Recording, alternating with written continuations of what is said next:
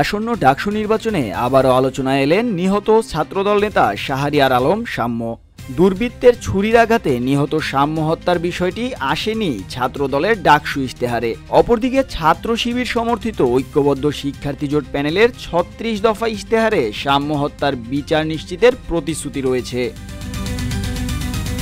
তবে ঢাকা বিশ্ববিদ্যালয়ের sir F এ রহমান হল ছাত্রদলের সাহিত্য সম্পাদক শাহরিয়ার আলম সাম্য হত্যার পরে বিশ্ববিদ্যালয়ের প্রক্টরের পদত্যাগ দাবি করে সে সময় মিছিল করেছিল ছাত্রদল। পরবর্তীতে শাহবাগের সমাবেশ সহ নানামুখী আন্দোলনও করা হয় ছাত্রদলের পক্ষ থেকে। কিন্তু ডাকসু নির্বাচনকে সামনে রেখে সাম্যকে নিয়ে কোনো দাবি বা ছাত্রদলের ইশতেহারেও সাম্যের বিষয়টি পাওয়া যায়নি।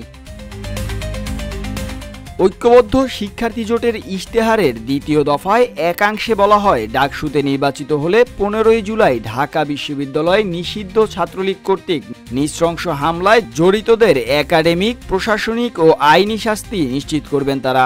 পাশাপাশি সাম্য, মোফাজ্জল ও আবু বকর হত্যাসহ ফ্যাসিবাদী আমলে সংঘটিত নিপীড়নের সুষ্ঠু তদন্ত ও বিচারও নিশ্চিত করবেন তারা।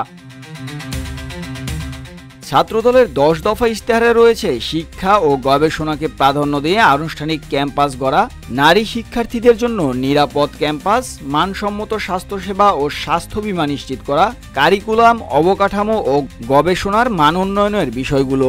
এছাড়াও পরিবহন সহজ করা, হয়রানিমূলক প্রশাসনিক সেবা, তরুণদের গঠনমূলক কাজে সম্পৃক্ত করা, সাইবার সিকিউরিটি নিশ্চিত করা ও সাইবার বুলিং প্রতিরোধ, সাইবার সেল গঠন, পরিবেশ বান্ধব ক্যাম্পাস নিশ্চিত করা, ডাকসু নিয়মিত আয়োজন করা এবং সেমিনার ও সিম্পোজিয়ামের নিয়মিত আয়োজনের বিষয়গুলো জায়গা পেয়েছে ছাত্রদলের ইশতেহারে। ঐক্যবদ্ধ শিক্ষার্থী জোট প্যানেল তাদের ইশতেহারে ৩৬টি দফা জুলাই গণ অভ্যুত্থানের ঐতিহাসিক ৩৬ দিনকে স্মরণ করে দিয়েছেন বলে জানান তারা। ইশতেহারের শুরুতে ইতিবাচক এবং নেতিবাচক বিষয়গুলোকে আলাদাভাবে চিহ্নিত করেও দেখিয়েছেন বলে দাবি এই প্যানেলের। প্যানেলটির প্রার্থীরা জানান, ইশতেহারের প্রতিটি দফা বাস্তবায়নের জন্য ইতোমধ্যে তাদের অনেক পরিকল্পনা রয়েছে।